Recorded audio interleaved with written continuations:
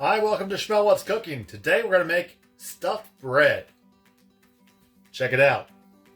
So for this stuffed bread, we're going to start with a batch of my no-knead ciabatta.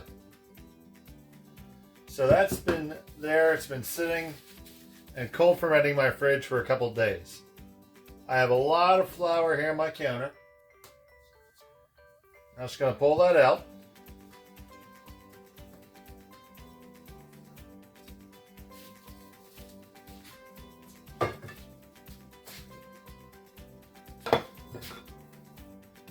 Just going to pat that out some. And we're going to make sure that there's plenty of flour here. Now we're going to take our rolling pin and roll this into a rectangular shape, almost as thin as we can get it. But it doesn't have to be too thin. I mean, we are making bread. We're not making pie crust.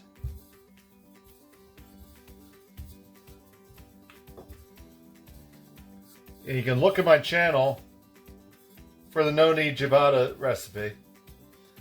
It's basically a 75% hydration dough by weight. So that's 500 grams of flour and 375 grams of water and a glug of olive oil, a pinch of salt, and a pinch of instant yeast. And that's what makes your dough. You just stir that, let it sit overnight in a bowl, then stretch and fold it the next morning. You can leave it in the fridge for several days to cold ferment. And without doing any kneading, we have this dough that is quite strong and quite well developed. And I did 0 kneading on this dough.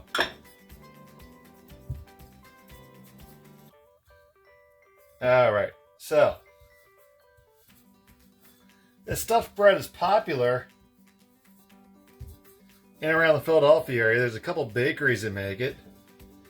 Most famously, Marchione's in the Roxborough section, Manioc Roxborough section of Philadelphia. It's on the hill in between the two. I'm never sure what to call the neighborhood in between.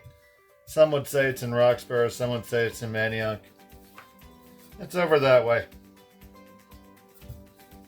Okay. So once we have this rolled out, we're going to prepare our stuffing. I'm going to start by putting some whole milk regatta cheese on it.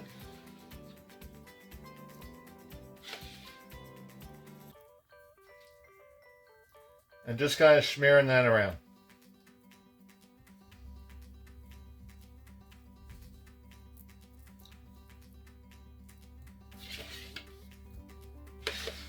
I'm using about a cup in this batch.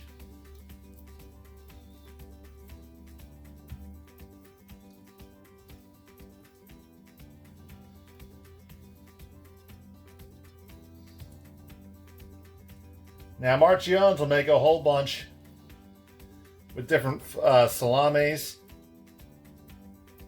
and meats in them. I'm going to try and make this one out of cheese and some other good flavors here.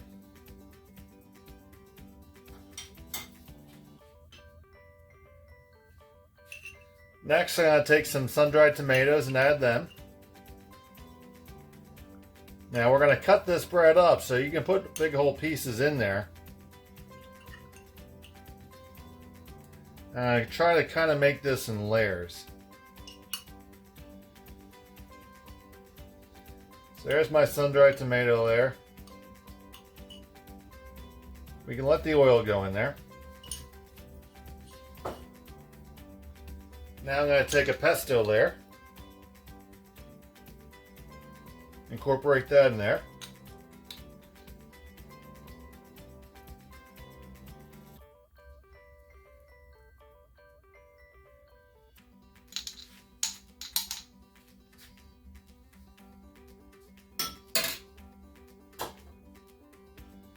And what would my cooking be without some Italian seasoning?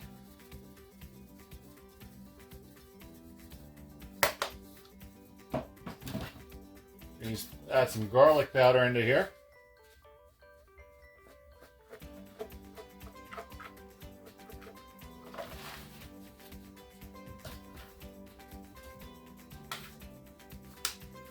Some rosemary, which really goes well in bread, so I'm taking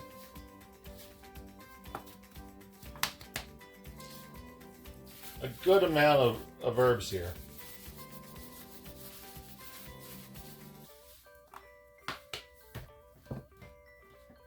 And then for a little bit of spice, we're going to put some red pepper flakes in there.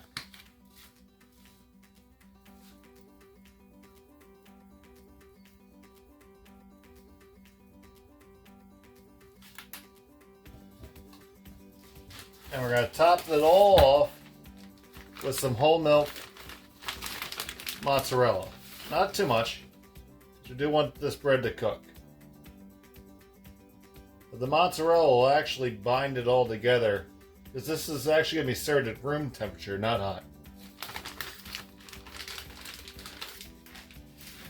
So now that you have all your ingredients here, we're going to roll it up.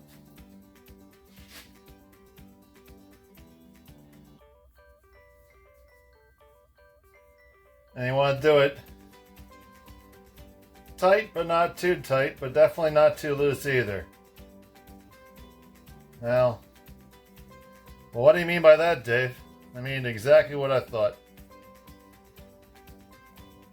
There's no perfect way to do this. But what is important is as we get to the ends, we're able to seal off our ends. Keep our seams on the bottom. So there I am on an end there. So I'm going to pinch in my bottoms and fold them over. And that's what that's what it looks like. Now so it doesn't stick, I have my silpat pan here, which in theory won't stick anyway, but we're going to make sure. Putting some cornmeal on it, and we're going to transfer it on here.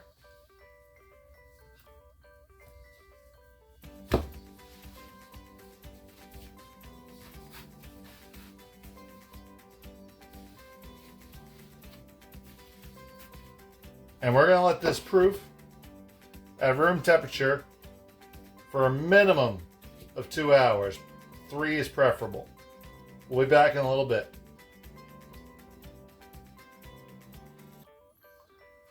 Okay, so this has been proofing for about 2 hours, and we see it's really increased in size.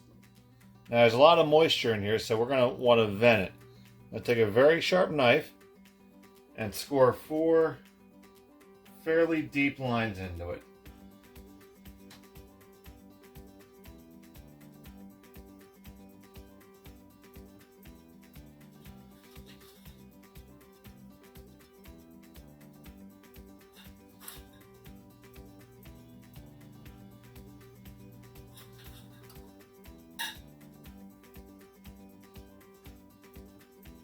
Now we're going to place this in our 425 degree oven, our 425 degree oven for about an hour.